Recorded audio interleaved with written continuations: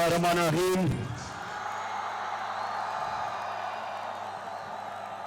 इय्याका नअबुदु व इय्याका नस्तईन।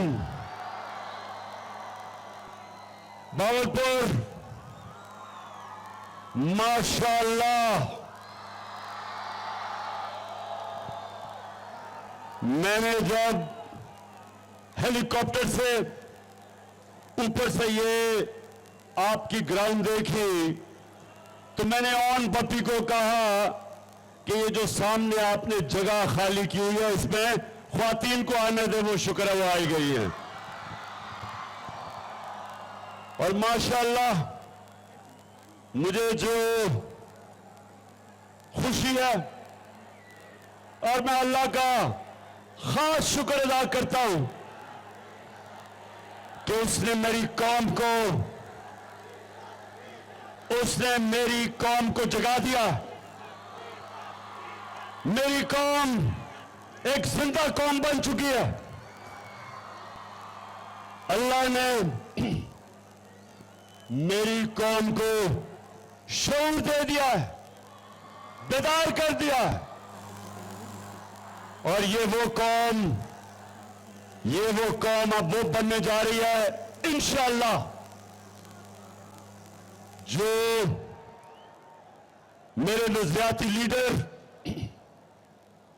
इलामा इकबाल की सोच थी और मेरे सियासी लीडर कायद आजम मोहम्मद अली जिन्ना जिसने जद्दोजहद की थी पाकिस्तान के लिए। ये है हमारे दो लीडर। और जो सारी दुनिया का लीडर रहमतुल लिल आलमीन मेरे नबी सल्लल्लाहु अलैहि वसल्लम, ना कभी उनसे बड़ा कोई लीडर आया ना आ सकता। तो पाकिस्तानियों, अब मुझे आपने जवाब देना कि जब मेरा मुल्क बन रहा था तो एक नारा था कि पाकिस्तान का मतलब क्या और मेरा तेरा रिश्ता क्या। और ये जो नौजवान, क्योंकि मैं खास तौर पे अपने नौजवानों से मुखातब हूं,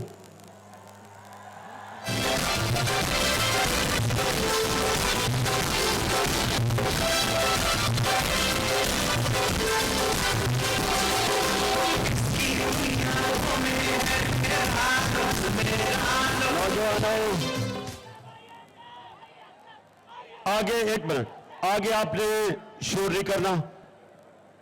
और आपको ये अगला स्टेज आपने जो बना दिया है, आपने अब डिसिप्लिन बन के रहना। डिसिप्लिन।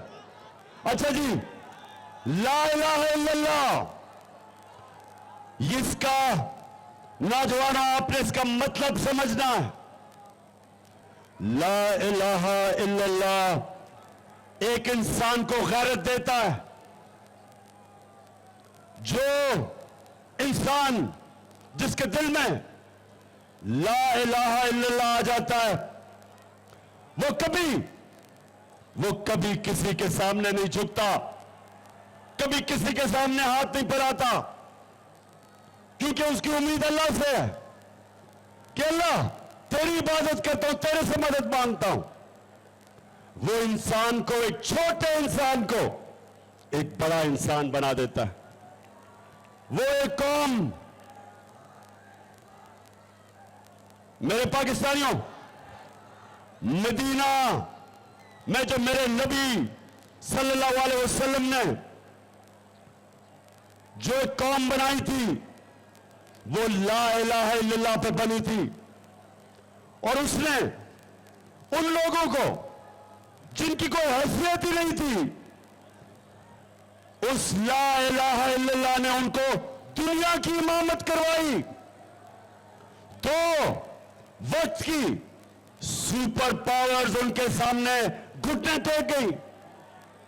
कई सौ साल तक उन्होंने दुनिया की इमामत की ला इलाहा इल्लल्लाह पे। ला इलाहा इल्लल्लाह का मतलब कि मैं अल्लाह कोई ऐसी चीज नहीं करूंगा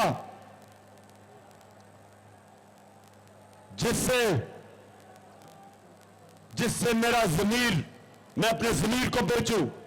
कोई ऐसी चीज नहीं करूंगा। जो ला इलाहा इल्लल्लाह समझ जाता है बावलपुर, वो कभी लोटा नहीं बन सकता।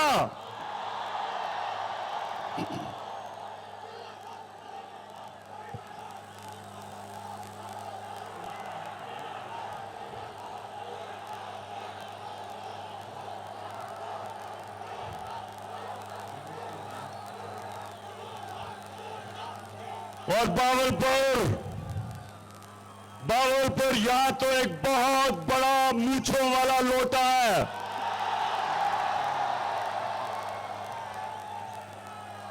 साढ़े 3 साल हुकूमत में बैठ के एयाशी करता है और फिर लोटे का मुंह उधर चला जाता है। तो बावलपुर मेरे से वादा करना, सामने चुप, शोर ना करो। मेरे से वादा करो कि आपने इस लोटे को किसी सूरत जीतने नहीं देना। इंशाअल्लाह जो मेरी जागी हुई कौम मुझे नजर आ रही है, लोटों के दिन खत्म हो गए, जमीन फरोशों के दिन पुराने पाकिस्तान में रह गए। हमारा पाकिस्तान वो बनने जा रहा है जो मेरे सियासी लीडर कायद-ए-आज़म मोहम्मद अली जिन्ना एक गुलाम हिंदुस्तान में एक आजाद लीडर कायद-ए-आज़म, उसके मुखालफीन भी उसे कहते थे कि सादिक और अमीन है, सच्चा इंसान है।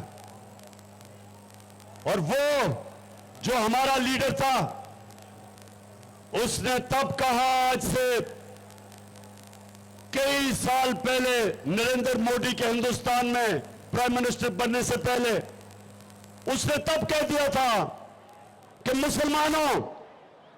मुसलमानों देख के रहो कि कहीं अंग्रेज की गुलामी के बाद आप हिंदू की गुलामी ना करें, इसलिए पाकिस्तान बनना जरूरी है। और आज हिंदुस्तान के अंदर मुसलमानों का हाल देखो, किस तरह की वो बेचारे गुलामी कर रहे हैं। मेरे कायद ने पहले ही मुसलमानों को बता दिया था कि इसलिए पाकिस्तान जरूरी है कि सिर्फ एक आजाद कौम, एक आजाद इंसान, एक आजाद कौम, उसी की परवाज ऊपर होती है। और ला इलाहा इल्लल्लाह वो ही कौम जो आजाद होती है, क्योंकि वो जंजीरें तोड़ देते हैं आप जब आप अल्लाह से दावा करते हैं कि मौला तेरे अलावा किसी के सामने मैं नहीं झुकूंगा। तो मुझे जरा मेरे बावलपुर के बाशऊर, बेदार, बाशऊर, गैरतमंद पाकिस्तानियों, आपने मेरे से वादा करना कि ये जो अब पाकिस्तान बनने जा रहा है, आपने मेरे से वादा करना है कि आपने कभी सिवाय अल्लाह के किसी के सामने नहीं झुकना। कितने आपने कभी इस तरह के लीडर के साथ नहीं जाना जो ये कहे, दिखाओ जरा,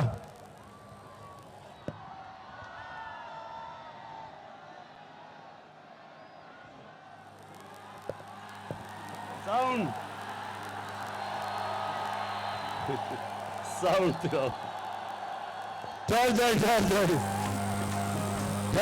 जरा, थोड़ा सब्र।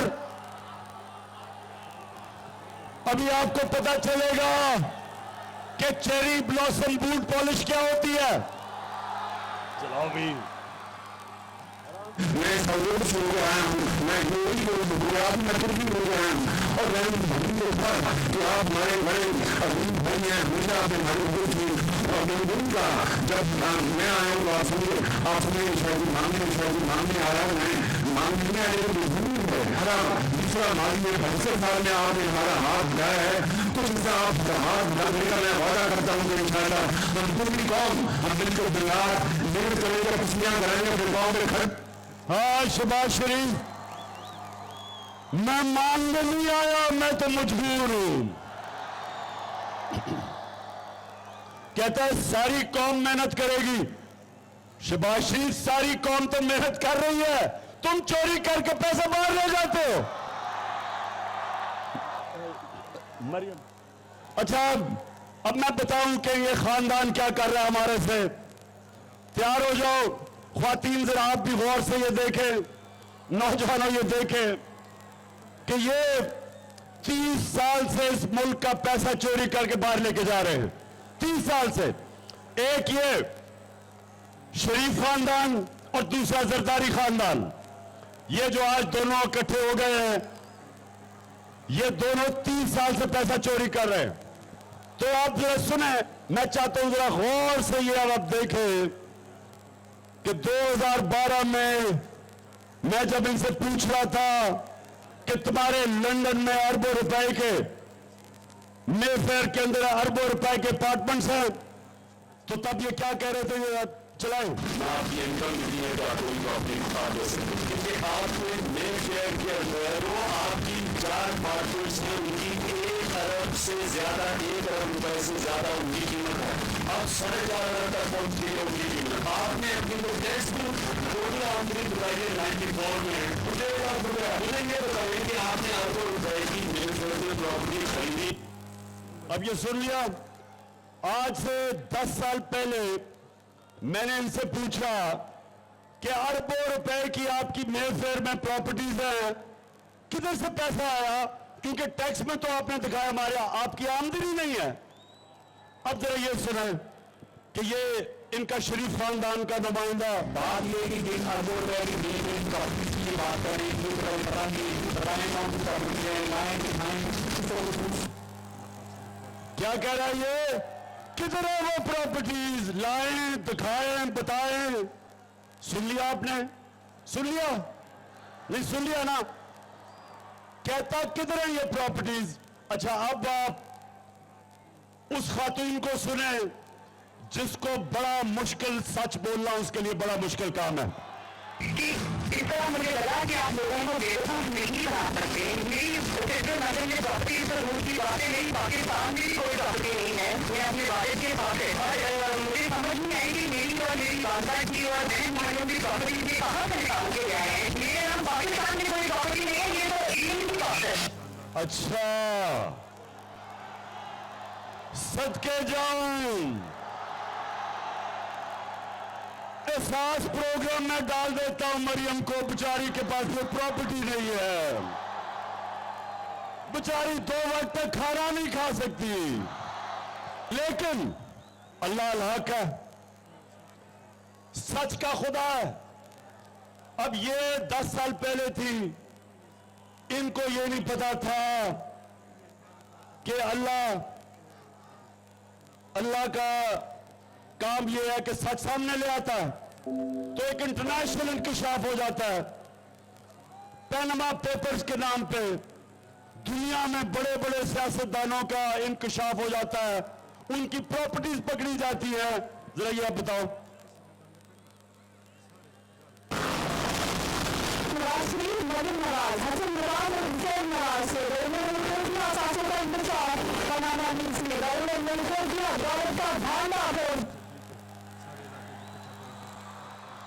सुन लिया। अच्छा अब जब ये इंकशाफ हो जाता है तो मरियम के माशाल्लाह सेहतमंद भाई क्या कहते हैं, जरा सुने। मैं इस बात को तस्लीम करता हूँ कि अल्हम्दुलिल्लाह बाद में जो आदमी हैं वो अल्हम्दुलिल्लाह हमारी मैं इस बात को तस्लीम करता हूँ कि उनको ऑफशोर कंपनीज नेस्का लिमिटेड और मिल्सन लिमिटेड मैंने उनको ओन कर दी है और मैं आपको ये भी अर्ज करता हूँ उनको ओन करनी इस वक्त नई माशरी में मुमकिन है। ठीक है, अच्छा जी, सुन लिया कि ये चुप कर, सुन लिया आपने, सुन लिया कि अल्हम्दुलिल्लाह प्रॉपर्टीज हमारी हैं। जो पहले कह रहे थे हमारी नहीं है, मरियम बेचारी तो कह रही मैं तो पाकिस्तान छोड़े, दुनिया में मेरे पास कुछ नहीं है। अब पता चला कि अरबों रुपए के, करोड़ों नहीं, अरबों रुपए के लंदन के सबसे महंगे इलाके में 4 बड़े बड़े महलात वो जनाब मरियम नवाज के थे। अब मरियम के पास तो पैसा नहीं है, मरियम के पास तो पैसा नहीं, उसकी तो कोई आमदनी नहीं, तो ये पैसा किधर से आया? भागलपुर। ये पैसा आपका था।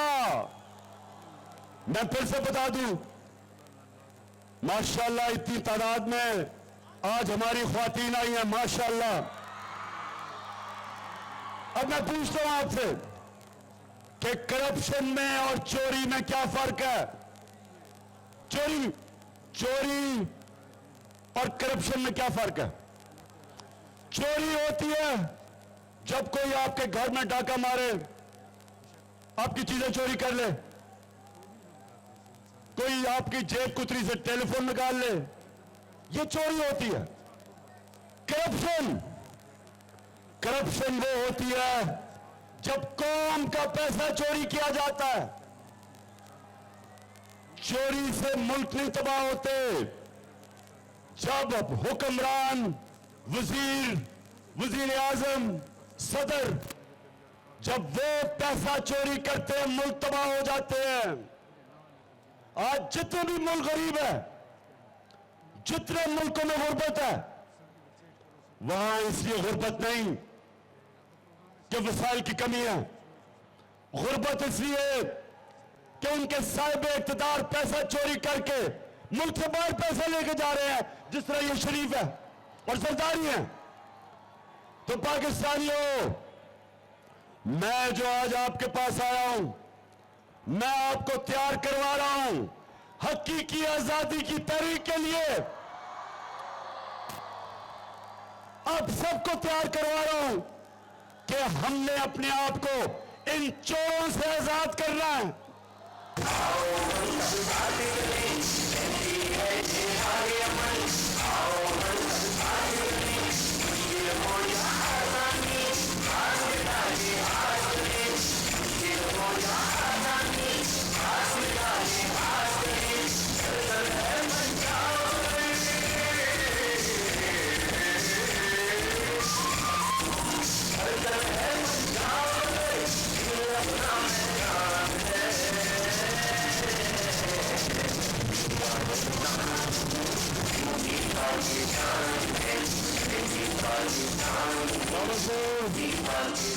भागलपुर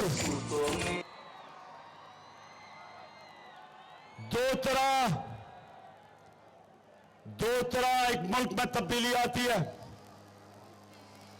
एक, और तब्दीली का मतलब ये कि साहिब इख्तिदार, रूलिंग एलीट जो मुल्क के ऊपर कब्जा करके बैठी होती है, उसको हटाते दो तरह हैं। या इमाम खुमैनी जैसा खूनी इनकलाब आता है, और या बैलेट के जरिए, इलेक्शन के जरिए एक कौम अपने साहिब इख्तिदार जो पंजे गाड़ के बैठे होते हैं उनको उठा के बाहर फेंकती है। तो हमारे सामने दो रास्ते हैं, और मैं आज पीडीएम तीन शक्लें, 3 स्टूडेंट्स,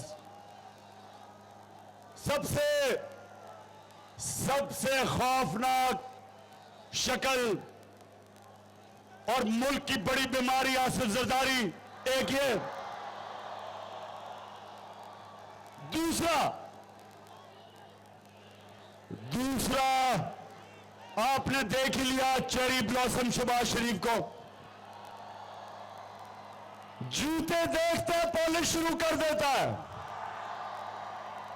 और जिस तरह मैंने कहा बूट देखते तो खास पॉलिश शुरू कर देता है, और बड़े बूटों की खास ऐसी चमकदार पॉलिश करते हैं कि शक्ल नजर आती है इसको उनको में। और तीसरा बताओ,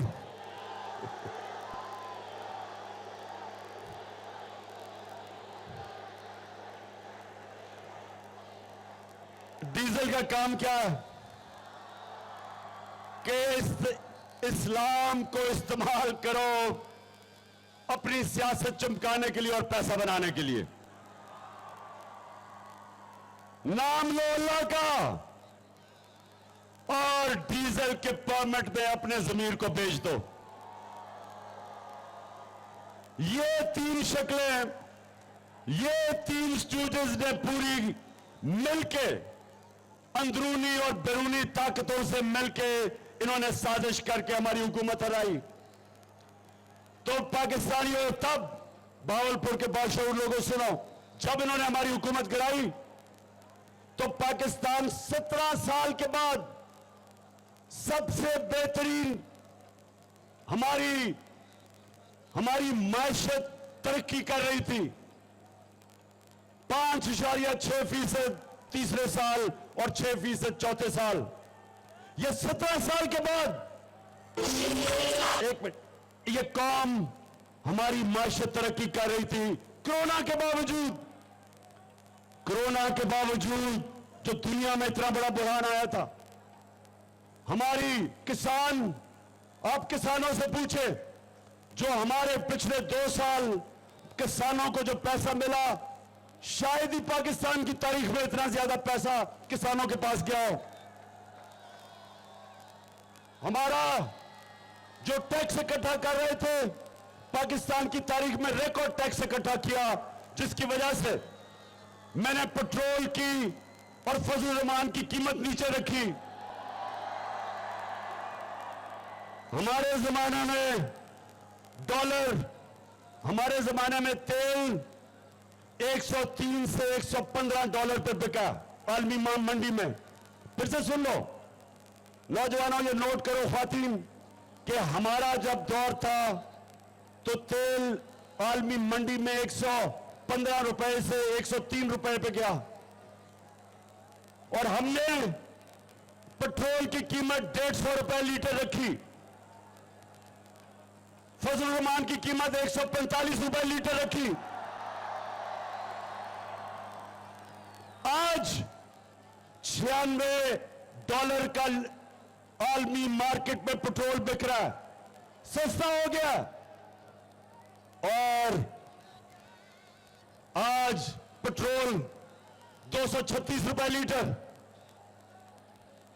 डीजल उससे भी महंगा। तो सवाल यह है कि जब हमने अपने लोगों को महंगाई से बचाया, क्योंकि हमने टैक्स ज्यादा इकट्ठा किया, हमने उससे लोगों के ऊपर कम बोझ डाला, महंगाई कम रखी। इन्होंने बार बार कहा कि जी बहुत महंगाई बढ़ गई, बिलावल को भी जोश चढ़ा, महंगाई मार्च कर दी, इस्लामाबाद पहुंचा तो महंगाई मार्च को इतना बुरा हालात हुए, हमने तो कहा कि धरना भी दे दो, हम तुम्हें खाना पीना भी देंगे। लेकिन ये महंगाई मार्च से कांपे टांगने वाली मार्च बन गई। तो हमने कीमतें नीचे रखी, हमने अपने लोगों को बचाया। इन्होंने प्रोपेगेंडा किया, साजिश की कि बहुत महंगाई थी। आज पाकिस्तान की तारीख में कभी इतनी महंगाई नहीं हुई जो 4 महीने में हुई है। आपको पता है 4 महीने में जो महंगाई हुई है इस मुल्क की तारीख में नहीं हुई। या ख्वातीन है, घरों में बिजली के बिल आए होंगे। आप खुद बताएं कि कभी ऐसे बिजली के बिल किसी को मिले हैं? हमारे दौर में बिजली 18 रुपए यूनिट, आज 36 रुपए यूनिट, टैक्स मिला के 50 रुपए यूनिट। लोगों को, बेचारों को समझ नहीं आ रही कि बिजली का बिल दे या बच्चों की फीस या बच्चों के लिए खाना पीना सब महंगा हो गया। तो ये आए किस लिए थे? बावलपुर ये आए किस लिए थे? क्योंकि महंगाई के तो रिकॉर्ड तोड़ दिए। किस लिए आए थे? एनआरओ लेने के लिए, अपनी चोरी माफ करवाने के लिए। जो इन्होंने करप्शन की थी, ये वो केसेस खत्म करने के लिए आए थे। ये अवाम की खिदमत करने नहीं आए थे। ये डाकू अपने केसेस, जो अवाम का पैसा चोरी किया था, वो माफ करवाने आए थे। 1100 अरब रुपए के इन्होंने पार्लियामेंट में अमेंडमेंट करवा के नैब के कानून में 1100 अरब रुपया माफ करवाया है। बावलपुर, ये आपका, इस कौम का पैसा जो आपको मिलना था, जो आपका चोरी का पैसा था, इन्होंने आके चोरों ने माफ करवाया। तो बावलपुर अब आगे किधर जा रहा है पाकिस्तान? सुना जरा गौर से। अब ना इनसे माइशत संभाली जा रही है,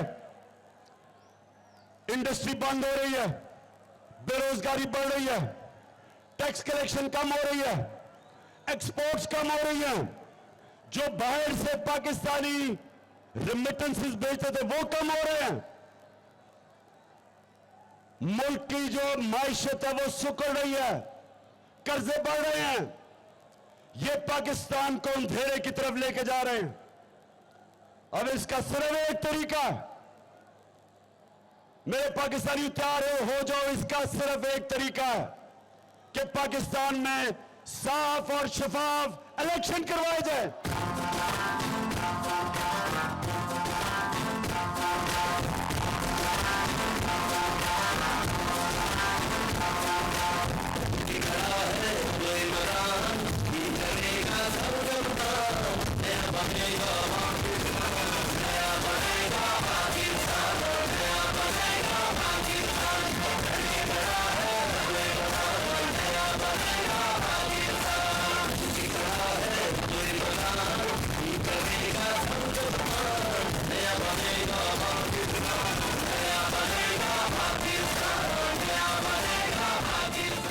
तो बावलपुर, मैं अपनी कौम के सामने अब रोड मैप देता हूं कि हमने कैसे अपने मुल्क को जिस अजाब में, जिस अंधेरे में, जिस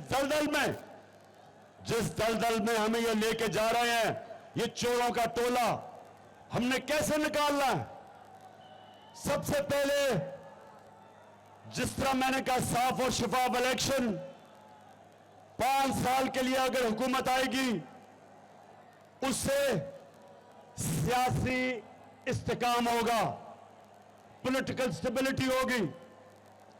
पॉलिटिकल स्टेबिलिटी के बगैर माशी इस्तेकाम नहीं आ सकता, इकोनॉमिक स्टेबिलिटी नहीं आ सकती, हमारी मायशत नहीं ठीक हो सकती।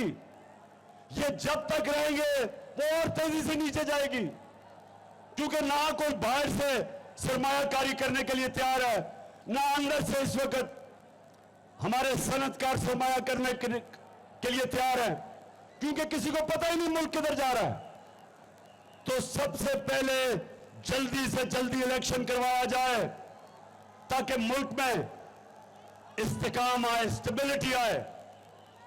और उसके बाद हमने ये जो कर्जों की दलदल में फंस रहे हैं, हमारे पास सबसे बड़ा असासा हमारे बैरून मुल्क पाकिस्तानी हैं। आपने अगले दिन देखा कि 3 घंटे से भी कम वक्त में 5.5 अरब रुपया इन्होंने इकट्ठा किया सैलाब के मुतासरीन के लिए। ये हमारा सबसे बड़ा असासा है। हमने इनकी इनसे सरमायाकारी करवानी है पाकिस्तान में। 1 करोड़ पाकिस्तानी बाहर बैठा है। अगर 5 लाख पाकिस्तानियों ने भी, बैरून मुल्क पाकिस्तानियों ने भी पाकिस्तान में सरमायाकारी कर दी, हमें कोई IMF की जरूरत नहीं पड़ेगी, हमें कोई किसी के सामने हाथ फैलाने की जरूरत नहीं पड़ेगी। और इंशाअल्लाह ये मैं आप सबके सामने दावा करता हूं कि मैं पूरा प्लान बना रहा हूं कि अपने बैरून मुल्क पाकिस्तानियों को किस तरह उनको पाकिस्तान में सरमायाकारी करवाएं। कैसे हम अपने बैरून मुल्क पाकिस्तानियों को कहें कि पाकिस्तान में इन्वेस्ट करें बजाय दुबई में, बजाय और किसी मुल्क में। लेकिन उसके लिए हमें एक काम करना पड़ेगा। हमने पाकिस्तान के अंदर कानून की हुक्मरानी कायम करनी पड़ेगी, रूल ऑफ लॉ कायम करना पड़ेगा, इंसाफ का निजाम ठीक करना पड़ेगा।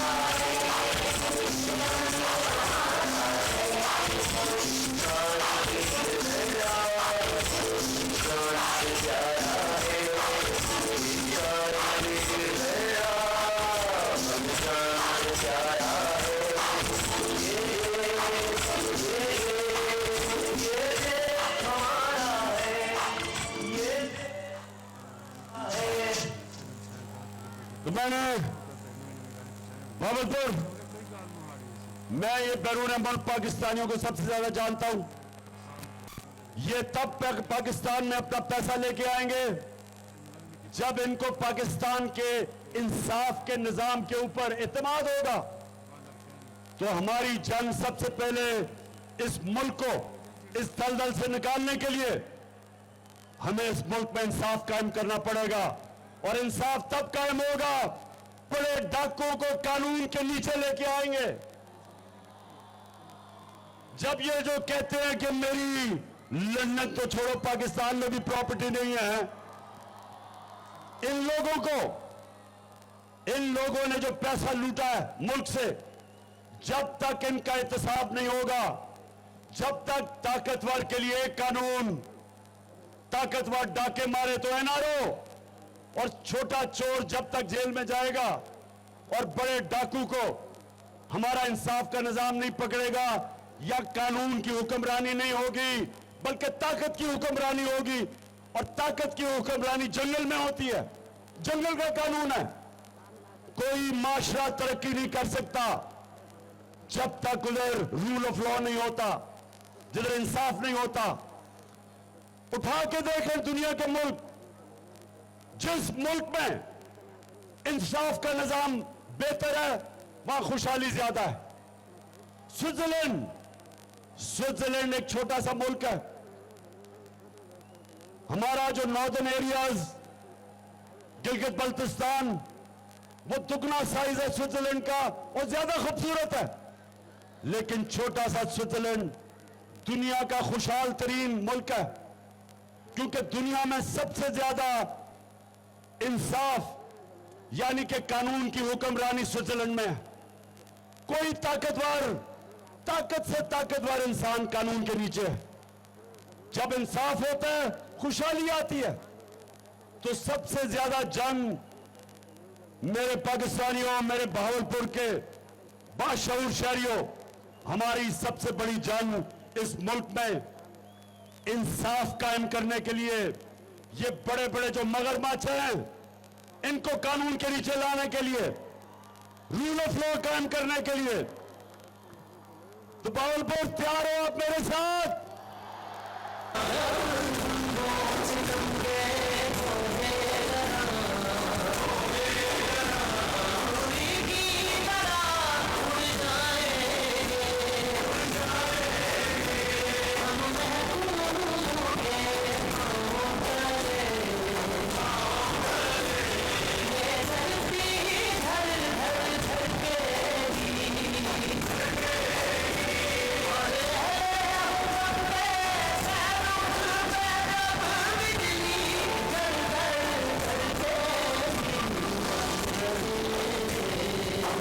पाकिस्तान हम चाहते हैं, किसी थाने के अंदर किसी गरीब आदमी पर जुल्म नहीं होगा, कोई शहबाज गिल जैसे लोगों को और जमील फारूकी जैसे सहाफियों पे किसी किस्म का जुल्म नहीं होगा, जो पाकिस्तान हम देखना चाहते हैं।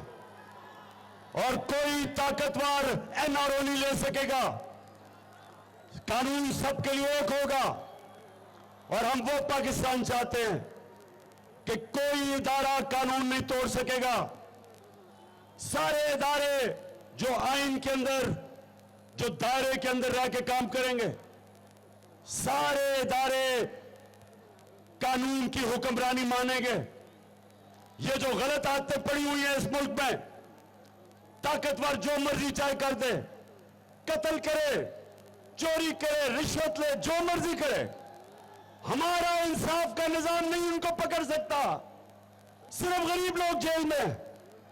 मैंने जब जनरल मुशर्रफ के दौर में थोड़े दिन जेल में गुजारे तो मेरे पाकिस्तानियों वहां सिर्फ गरीब चोर थे, सिर्फ गरीब लोग थे।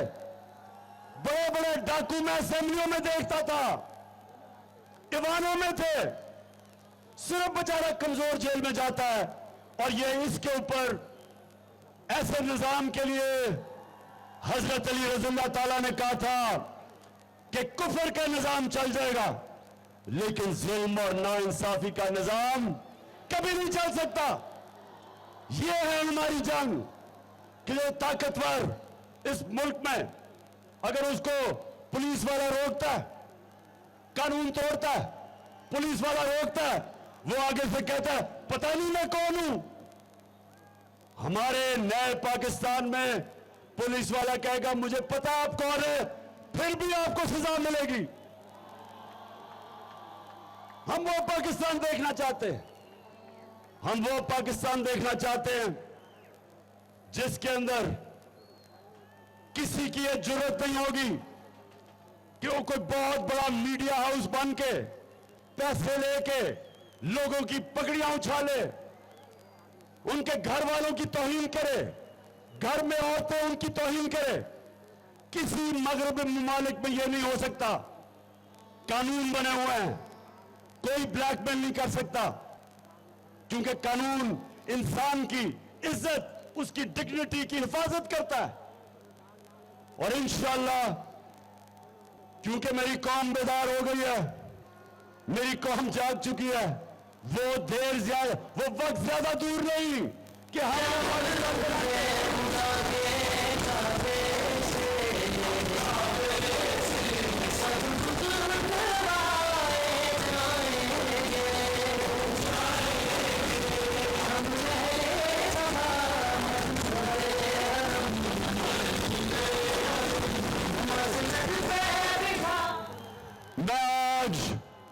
इस हुकूमत को एक वार्निंग देना चाहता हूं, खबरदार करना चाहता हूं। ये जितने भी चेरी ब्लॉसम आप, आपके वजीर, जो भी आपकी हुकूमत के पीछे हैं, कान खोलकर मेरी आज बात सुन लो। मैंने 4 महीने बड़ा बर्दाश्त किया, हर किस्म का हमारे ऊपर जुल्म किया गया, मीडिया का ब्लैकआउट किया कि जी इमरान खान को ना दिखाओ, जो सहाफी दिखाता था उसके ऊपर जुल्म, उसके ऊपर केसेस, ARY जो दिखाती थी उसको बंद कर दिया। और इस्लामाबाद हाई कोर्ट आपको सलाम करते हैं कि आपने ARY को खोल दिया।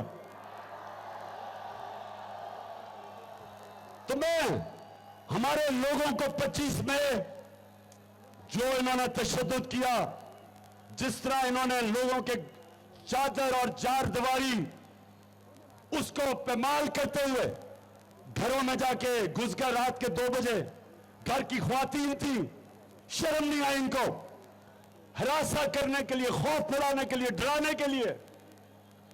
और जिस तरह इन्होंने हमारी ख्वातीन को और फैमिलीज को लिबर्टी चौक लाहौर में और इस्लामाबाद में शेलिंग की, औरतें बच्चे थे उनको शेलिंग की, खौफ फैलाने के लिए। और मैं चाहता तो उस दिन मैं धरना देता, और मुझे पता था इंतशार होना है। मैंने सिर्फ अपने मुल्क को इंतशार से बचाने के लिए फैसला किया कि मैं नहीं, धरना खत्म करता हूं। क्योंकि मेरा मुल्क मुश्किल में है। ये चोरों ने हमारी माशियत को तबाह कर दिया। मैं और नुकसान नहीं पहुंचाना चाहता था। उसके बाद इन्होंने केसेस किए।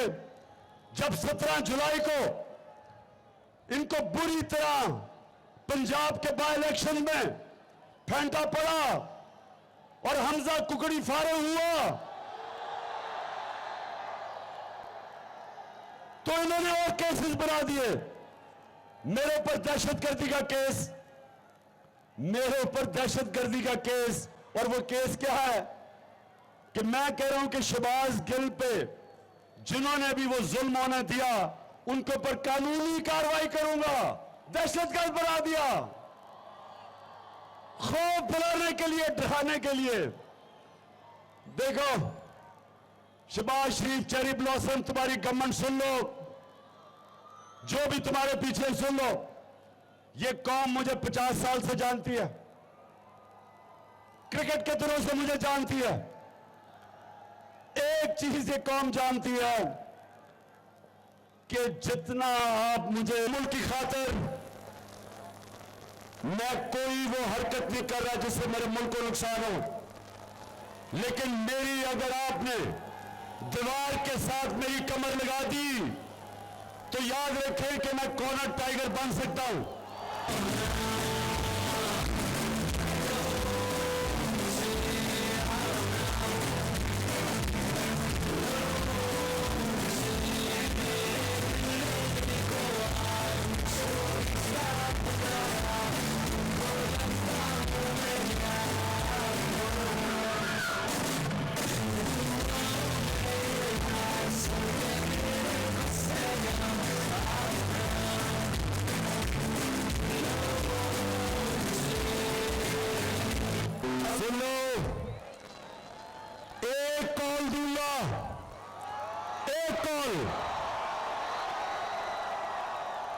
और इस्लामाबाद में तुम्हें छुपने की जगह नहीं मिलेगी। और मैं करीब पहुंचता जा रहा हूं उस कॉल के लिए।